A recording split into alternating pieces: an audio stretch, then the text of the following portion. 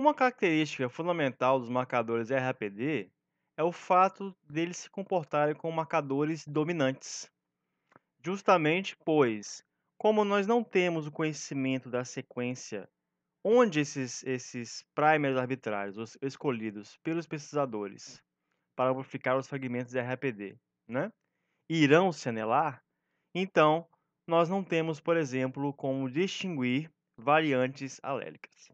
Dessa forma, então, nós só temos fragmentos polimórficos sem conhecimento de sua origem, né? O que faz, então, com que esses marcadores, então, só consigam descrever parte dos genótipos os quais nós estamos estudando. A dominância em marcadores moleculares não se refere ao conceito clássico de interação gênica entre alelos, e sim do ponto de vista da interpretação do genótipo ou fenótipo de um indivíduo, ok?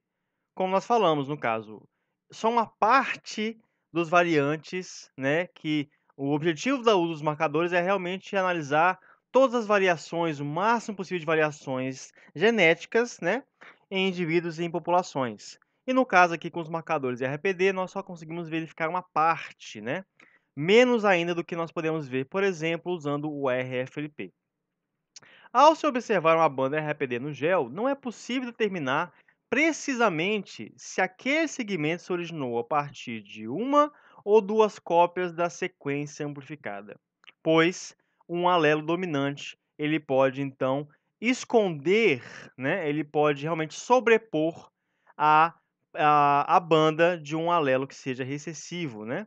Ou no caso, um alelo que seja codominante muito próximo. E nesse caso, então, muitas vezes nós não vemos essas bandas no gel, né?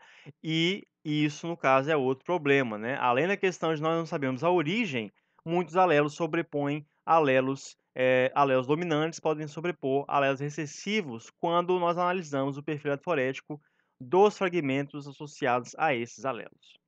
A técnica, então, né, que se baseia nos marcadores RAPD, detecta apenas um alelo, é capaz apenas de detectar um alelo por locus.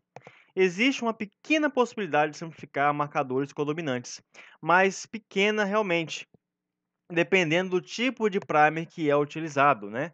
Mas o primer arbitrário, como é um primer curto e um primer de pequeno tamanho, muito provavelmente não será possível realmente fazer essa discriminação, perdão. E aí então nós temos que as bases genéticas, né? Como o marcador ele é codominante, ou seja, ele não consegue detectar as variantes alélicas em todas as suas formas de genes, né? No caso, genes dominantes, alelos dominantes, perdão, alelos recessivos e também as versões codominantes de determinados genes, né? Nós então não podemos, por exemplo, distinguir entre heterozigotos de homozigotos dominantes, como é o caso aqui que a gente vê com esse marcador. Homozigotos dominantes apresentam esse padrão de bandas, né? Homozigotos recessivos apresentam esse padrão de bandas e heterozigotos apresentam ambos os padrões de bandas, né? Esse seria o resultado esperado para marcadores do tipo RFLP, por exemplo, que se baseiam em cortes de enzimas de restrição, que irão seguir um padrão muito específico de clivagem. Já no PCR, o primer curto, no caso, com todos os seus problemas, nós não sabemos a sequência ao qual ele irá se anelar. O primer ele é curto, ele pode se anelar a diversas regiões, no caso, e que pode haver uma parcialidade de complementaridade de bases, né? Uma parte apenas do primer pode se anelar, né? E aí, então, isso faz com que, por exemplo, um homozigoto dominante, né, mascare um heterozigoto, né? Justamente porque muitas vezes eu não vou ter a capacidade de detectar os alelos recessivos, né, no caso, ou parte dos codominantes, né? Sempre lembrando aqui que nós temos também, além dos alelos dominantes e recessivos, né, de acordo com a teoria de Mendel, né, nós temos também a codominância, né? Bom, então, falando aqui agora das vantagens, né, do RAPD, as vantagens, dentre elas estão a simplicidade e rapidez na obtenção de dados, duas ordens de magnitude mais rápida, do que a técnica de RFLP, por exemplo, devido à questão da utilização da técnica de PCR. Não há necessidade do uso de isótopos radioativos ou marcação radioativa para a detecção dos fragmentos. Basta que nós utilizemos um simples corante intercalante, né, em géis de eletroforese, por exemplo, para a marcação do DNA, pois existe uma quantidade suficiente de material, de fragmentos, para que possamos detectar.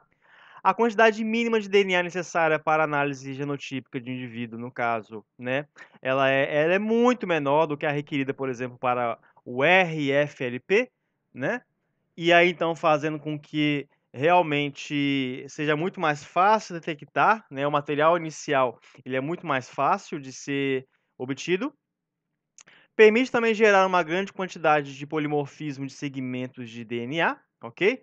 Distribuídos ao longo de todo o genoma, pois o uso de um primer arbitrário curto, né, em torno de 10 pares de base, esse primer, por ser curto, em um primer único, ele é capaz de praticamente localizar sítios de anelamento ao longo de todo o genoma de um organismo, ok? E a técnica em si, por basear-se em um primer arbitrário, um primer curto, né, um único primer e a técnica de PCR, né, sobretudo, a técnica ela apresenta então um baixo custo. Bom, e aí das desvantagens, nós já falamos algumas delas ao longo da aula, né? O baixo conteúdo de informação genética por lote analisado talvez seja realmente a principal desvantagem, né? A dominância do marcador, a característica de dominância, né?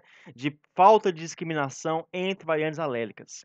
Apenas um alelo é detectado, ok?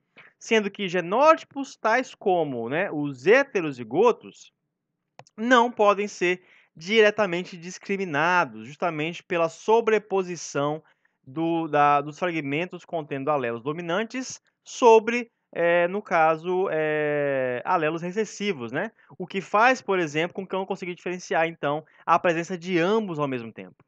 O desconhecimento prévio da base genética das bandas RPD, né?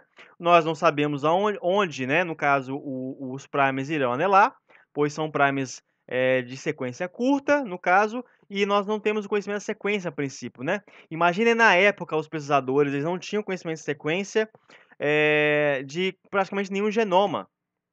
O que fazia então, realmente com que todas as inferências com base no polimorfismo fossem obtidas a partir de um simples gel de eletroforese, ok? Uma banda RAPD observada só poderia ser considerada um marcador de comportamento mendeliano, ok? Ou seja, de acordo lá com a questão da dominância e recessividade, depois de verificada sua segregação de parentais para descendentes, e aí verificar a proporção, né, de homozigotos, heterozigotos, né, homozigotos dominantes e homozigotos recessivos, né, como nós sabemos como é realmente, como são distribuídas, no caso, distribuídos os genótipos, né, de acordo com o comportamento mendeliano. E a baixa reprodutibilidade, pois não apenas a questão de uma homologia parcial já ser o suficiente para que ocorra o anelamento, né, no caso, isso faz com que possa ocorrer uma diversidade imensa de fragmentos que podem, porventura, em uma reação aparecer e em outra não.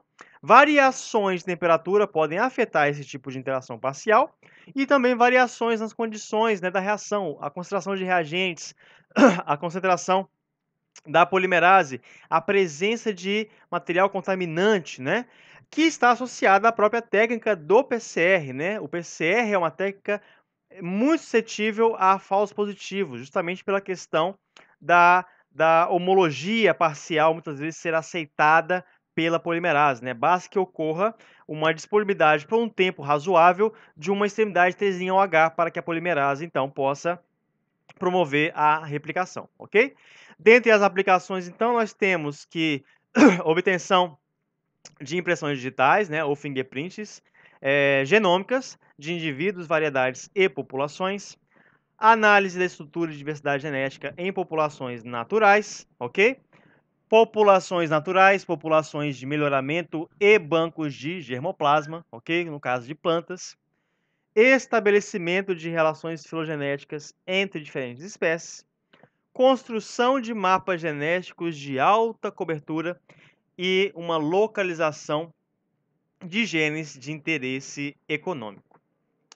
Bom, então aí nós já passamos para o segundo marcador, também baseado em PCR, que é o AFLP, ok? O AFLP foi primeiramente descrito por Peter Voss e colaboradores na década de 90 também, em 95, em que, no caso, ele se apresentou uma combinação dos marcadores, né, e de técnicas associadas ao RFLP e RAPD, incorporando ainda alguns passos experimentais a mais de forma elegante. Bom, então aqui está representada a metodologia, né, o fluxo de trabalho para a obtenção dos marcadores AFLP, por exemplo, né?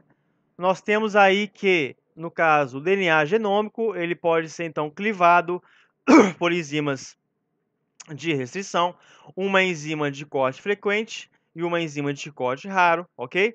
E aí então haverá uma seleção desses fragmentos que foram cortados por ambas as enzimas a partir do uso de adaptadores que irão se ligar às extremidades coesivas, né, de fita simples, deixadas por essas enzimas de corte raro e corte frequente, né? Sucessivamente. E aí, então, nós temos que a ligação dos adaptadores fornece, então, a base, né, um sítio de anelamento para o uso de primers, que irão, então, amplificar esses fragmentos, que irão necessariamente conter ambos os sítios. E aí, então, eu vou ter uma amplificação pré-seletiva, tá? E aí, então, eu vou ter essa amplificação pré-seletiva e posterior, então, amplificação seletiva, tá? Em que agora eu coloco então o meu primer com um florófilo, tá? Ou um marcador luminescente aqui, no caso, uma molécula que vai emitir luminescência, tá? Também pode ser também por radioatividade, tá? Usando fósforo radioativo. E aí, então, nós submetemos esses amplicons a uma eletroforese, né? A um processo eletroforético, como pode ser por eletroforese normal, por poliquilamida, agarose, ou também por eletroforese usando capilaridade. E aí, então, nós comparamos, então, a emissão, né, de luminescência, né, ou de radioatividade a partir de um eletroesferograma, né? No caso aqui, que eu posso analisar, por exemplo, não apenas, novamente, né, a presença dos fragmentos, mas também a abundância desses fragmentos, né? A partir da detecção de diversos fragmentos de tamanhos diferentes, com diferentes perfis de intensidade, ok? E aí, denotando, então, o polimorfismo, a variação genética entre, por exemplo, aqui nesse exemplo, parasitas, né, no caso, ou qualquer tipo de indivíduo, né? E aí, então, eu posso fazer outras inferências, como, por exemplo, análises evolutivas, dentre outras, tá? Usando, por exemplo, esse marcador, um marcador específico para um dado tratamento, no caso que é a doença, tá? E aí, está aqui um exemplo do AFLP como um marcador para, por exemplo, análise de diagnose de doenças, tá? Bom, então aí aqui um exemplo, né, se a gente usasse autorradiografia, né, quer dizer, usando fósforo radioativo, que irá excitar, perdão, um filme de raio-x, eu posso analisar diversos indivíduos, né, com base aqui nos tamanhos por um marcador, e aí analisar as bandas polimórficas presentes para cada indivíduo, né, que serão geradas a partir das clivagens das enzimas de restrição e posterior amplificação seletiva desses fragmentos polimórficos que terão necessariamente, então, os dois sítios, né? Que se ligaram a adaptadores que serviram como sítio de anelamento dos primers, e esses adaptadores se ligaram, então, aos sítios de extremidade coesiva deixados pelas enzimas de restrição, ok?